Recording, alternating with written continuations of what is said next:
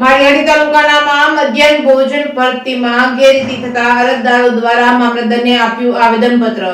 માળિયાડી તાલુકામાં મધ્યાહન ભોજન ભરતીમાં ગેરરીતિ થતા અરજદારો દ્વારા મામલતદારને આપ્યું આવેદનપત્ર। માળિયાડી તાલુકાના મધ્યાહન ભોજનમાં ભરતીમાં ગેરરીતિના આક્ષેપ। ચોરવાડ મુકામે મધ્યાહન ભોજનના કુલ 2 કેન્દ્રો પર ગેરરીતિ ભરતી થયાના આક્ષેપો થયા છે।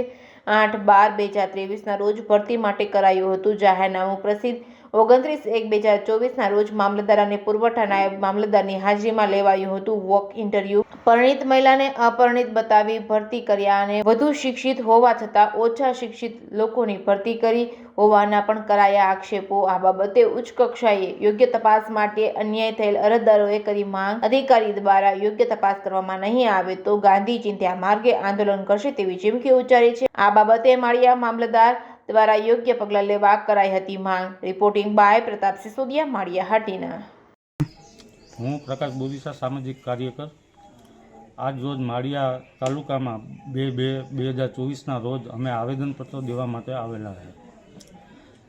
મધ્યાહન ભોજનની ભરતીમાં કેન્દ્ર નંબર 32-31 ઉપર ચોરવાડમાં ગેરકાયદેસર રીતે ભરતી થવા પામેલ છે।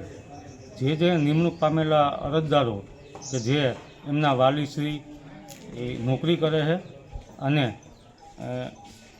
31 ભોરલા સીમશાળાના બીજા ગામના વતની છે, એને ખોટા પુરાવા રજૂ કરી અને ભરતીમાં નિમણૂક પામેલા છે।